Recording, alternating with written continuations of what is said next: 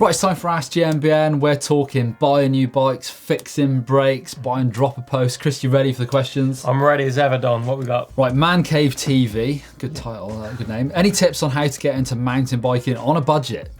I'd start probably by looking at some second-hand sites, eBay, Gumtree, even Facebook, things like that. It's marketplace on there, loads of bargains to be had. Start second-hand. Yeah, I would say I'd definitely start second-hand. I definitely start second-hand. Did you go straight in? I think I started car boot sale, actually. Got a bargain from there. My brother bought me a nice little bike, so that's how I started. But it's also worth noting on those sites, obviously you get a lot of stolen stuff on there. And it's you definitely got to be careful. Quite a few ways of working out, stuff stolen. Just look at the condition of it. Look at the other things they're selling. Just try and send them a few questions that might catch them out. Ask them details about what drops on the dropper seat post, little stuff that your average kind of thief wouldn't know. Just have a look at, see if they're selling any of the dodgy kit as well. And if it looks too good to be true, probably is. But you can definitely get some cheaper stuff on eBay. Right, Jammy Dodger 78. I've got a Boardman Team FS Pro. I was wondering what sort of dropper post to get, seeing as it doesn't have one. Well, we had a little look around on Chain Reaction and we saw the Brand X Ascend seat post for £110. That looks like a pretty good option to me. Yeah, I don't know much about them, but if you want to go a bit more premium, you can get RockShox Reverb for 180 or Crank Brothers Highline start at 170. Yeah. The Team FS Pro is actually what they call dropper ready, so it's got the routing foot out the seat tube, so stealth and routing inside the bike.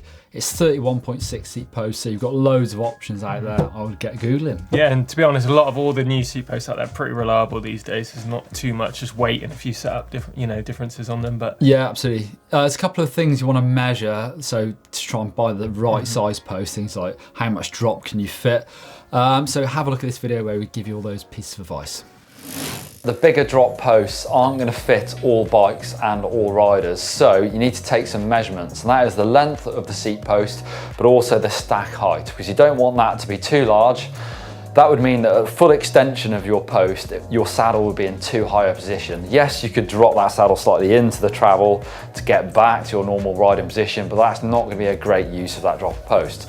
So this is a really important measurement to get if you want the maximum drop post like I do. Duncan is a very lucky boy. He's got £3,500 spent on a Santa Cruz Bronson C, so the carbon fibre frame, but it's the Bronson 2, so the older model, the linkage that's on the top tube. He's saying, is this a good deal?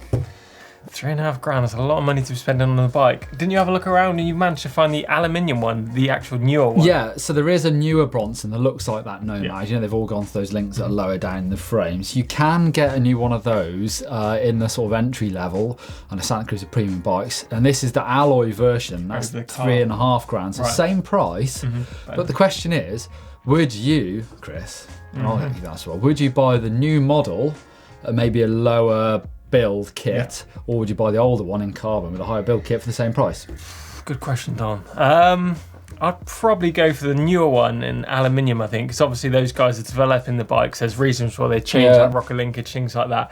And also in the back of my mind, when I buy, luckily enough, I've been sponsored over the years and had those carbon You've never bikes. bought a bike. But I mean, I'm always cursing if I get a carbon bike and drop it or something smashes against it, you get that carbon damage, and I'm always in the back of my mind, when you come to sell that bike, no one wants to buy a carbon bike with a chunk out of it, whereas an aluminium bike, you can kind of get away with those scratches and those dents. And you want to learn how to treat the bikes a bit better, Chris. I know, but easy come, easy go, Don.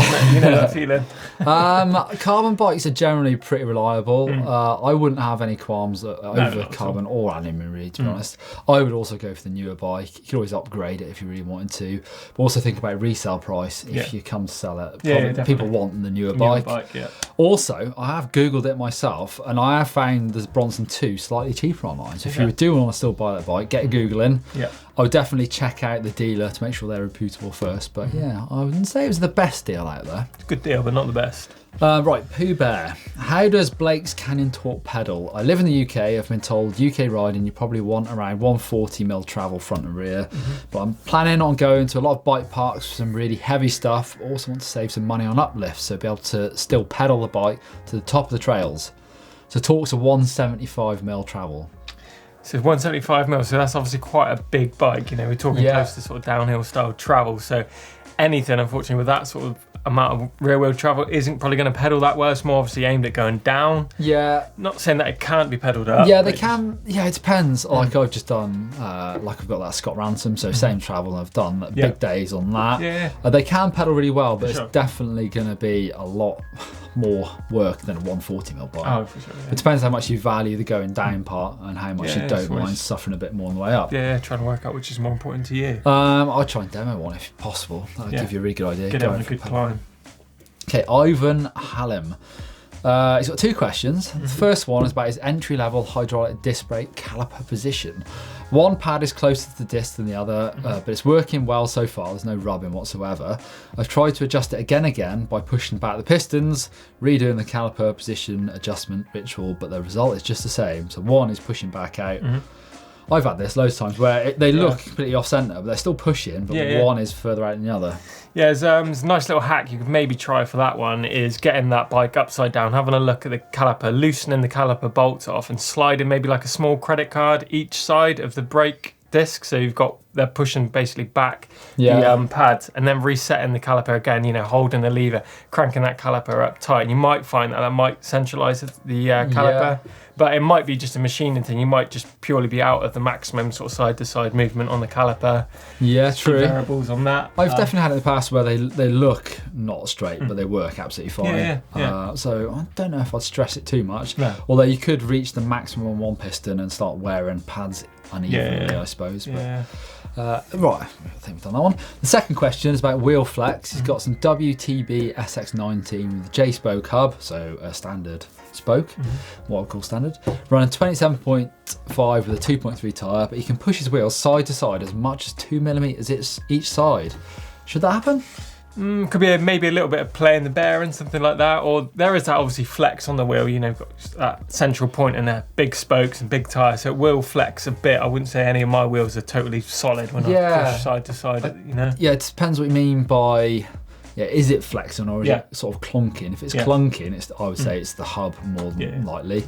So, good way of checking your bearings is by picking the back wheel up, or whichever wheel it is, and holding near the axle, the frame or the fork, and just spinning it. You might feel a bit of roughness, and then again give it a wobble. And if it's clunking, that's probably your bearings. Obviously, just make sure your axles are nice and tight as well. If it's your front fork, obviously make sure the axle's tight. Good and point. The rear as well could be that. So. I've had axles come loose fairly regularly on the back of bikes. Definitely, especially in new through axle stuff, but never on the front. Never had a loose front one. But I haven't, plenty of rear ones. Right, but check out this video on how to check out your mountain bike wheels. So when I'm spinning the wheel, I'm looking for that rim moving side to side or up and down. Ideally, it should be completely true and not move up and down. Again, this is a carbon fibre rim, so they're not really going to get too bent. They can get out of true a little bit, and that comes down to spoke tension. With alloy rims, they definitely can get bent a lot more. And again, if it's moving around too much, that is when you need to start taking a look at the spoke tension and trying to true that wheel back to get it as straight as possible. Right, quick fire. You ready? I'm ready. Evan McKill. Hey guys, do you know of any comfortable ankle braces for riding in? Yeah, I think you'll find most of the big protection companies, 661, Space Brace as well, they all do comfortable riding braces. I've BMX. I've used the 661 after breaking my ankle. It definitely helped, but I don't feel like I need it anymore. Have you used them? I haven't personally, no. I know that guys, Pilgrim and those guys use an actual tennis, what's it called, Aircast? No, Aircast, something like that. They use tennis ankle protection thing, so a little tip from those guys. Nice. Ewan Theron, how do you guys deal with calluses? My hands were almost killing me after 15 minutes of messing about. Oof, I got some pretty nasty things for calluses. It just get harder and that's fine, isn't it? I usually get them that hard, but if I ride, especially if I ride trials, they get like super rock hard. So when you're riding like under your gloves, it feels like you've got stones in your palms. So I actually, much to my wife's disgust, get a pair of nail clippers and actually cut them off. It's just nice and smooth, not too deep. It's a technique, but you'll learn it over the years. Just trimming them off in the bath. It's really relaxing one. I've never had to do that. Right, Stavros Konstantinos, I found a bit of rust on my steerer tube caused by my stem. Is this super bad or should I not worry that much? What do you think, Dom? I would say don't worry about it. No, I've had plenty of that. It's obviously quite a trap behind that stem for that water to get in, so just rub it off. Don't worry about it. It'll be fine. Nick MC, how can you tell how much travel you have in the rear shock? Is it the same amount as your forks? A couple of ways you could probably do that. First thing I would do is just check out your the website for your your bike be whatever model it is. That'll be listed on there. AskGoogle.com. Yeah, just type it in Google, or the other way you could do it is just put like an elastic, like travel band or like elastic band around the rear shock. See how much it's actually. Yeah. Depends if you mean the rear wheel travel or the shock travel. That's going to give you the stroke, not necessarily the bike travel. But yeah, maybe if we're talking, bike travel, check out Google, but shock travel, again, just put your shock in there and it should tell you the stroke length and eye-to-eye measurements and that distance. Yeah, it's all on Google. Phineas Filippino, what's the difference between dry lube and wet lube? Talking about chain lube here. You sure? Dry lube is obviously for the summer. It doesn't pick up as much dust and things like that. It's much thinner. Yeah. Doesn't last as long. Wet lube is thick, sticky stuff. And it obviously sticks to your chain. It doesn't wash off when the conditions get bad and the rain and things like that as well. So but also it penetrates the rollers a lot better. The stuff gets stuck to it, so it's not that great. Yeah. Well, in the dry, I don't think it's good. In the wet, yeah, it definitely lasts much better. Correct me if I'm wrong, we've got a video sent in this week from Matt, who's in Listerfield, Victoria, Australia, riding his Trek Fuel X7. And he's asking us how you can get more height and distance on this jump. So check that, Chris. Let's have a look in slow motion. Decent sized tabletop. Yeah, pretty good size jump, isn't it? What do you reckon? I think basically you're really like using the takeoff more than, you're just letting the takeoff do the work. He's doing no work coming into the jump, so you really need to be preloading that. Is it a full suspension bike? Yeah, it is a full suspension bike. So really maximise squashing into that bike. That first bike length or so before you get to that jump, squash that suspension in, preload it, get ready to pick up off that face. At the moment, you're just using the face of that jump to push the bike up. You're not doing any work before. Yeah, I would say even leave it a tiny bit later. So if we watch this in really slow motion, you do pump a bit, but it's early. You really want to squash that bike into the takeoff, and then it's going to spring you up. That's going to help you out. Also, when you're in the air, it looks like you're kind of picking up with your feet to pick up the bike. And what happens with that is you're going to run out of space. You can see you get quite low to the bike, and then you're sort of limited. That's how high you can go.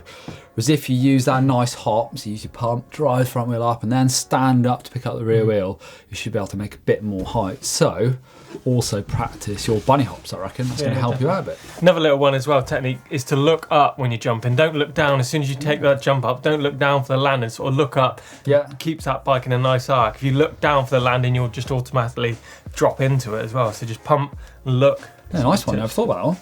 Cool. Cheers, Matt. Thanks for sending that in. If you want to send us some more videos, use our uploader. We'll check them out and try and give you some help. Right, that's it for Ask this week. Don't forget to leave your questions down below. We'll try and help you out next week. If you've enjoyed today's video, you want to check me out smashing Blake Sampson in our Trials Presenter Challenge up here. If you want to see a how to bunny hop video, hopefully he's going to help you with your jumping, click over here for that one. Thumbs up and hit that sub button.